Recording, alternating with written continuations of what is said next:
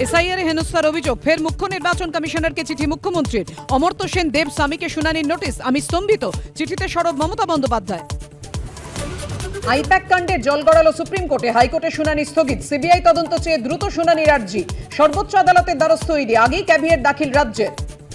পশ্চিমবঙ্গের 4 special roll observer, Subrata গুপ্তর পর রাজ্যে আসছেন আরো 4 আইএএস। বিকাশ সিংহ, সন্দীপ রেওয়াজ রাঠোর, রতন বিশ্বাস ও ডাক্তার শৈলেশ এসআইআর শুনানিতে তদারকি করবেন। উত্তরবঙ্গের পর দক্ষিণবঙ্গে অভিষেক, বিধানসভায় বাঁকুড়াকেও বিরোধী শূন্য করার ডাক। তৃণমূল জিতলে আপনি আপনার অধিকার পাবেন, বিজেপি জিতলে আপনি আপনার অধিকার থেকে বঞ্চিত হবেন। আইপ্যাক তল্লাশিতে তোলপাড়, এবার সুপ্রিম কোর্টে ইডি, ক্যাভিয়েট দাখিল রাজ্যের। আইপ্যাকের অফিস ও প্রতীকের বাড়ি থেকে তথ্য সংগ্রহ পুলিশের। সন্ধ্যে 6টায় দেখুন শুভ্রজিতের সঙ্গে। কয়লা তদন্তে ইডির তল্লাশি, মুখ্যমন্ত্রীর বিরুদ্ধে তথ্য চুরির অভিযোগ ইডির, পাল্টা তদন্ত পুলিশের। হিন্দ মোটরে নাবালিকাকে যৌন নির্যাতন, রাত 8টায় দেখুন পাপিয়া ও শুভ্রজিতের সঙ্গে।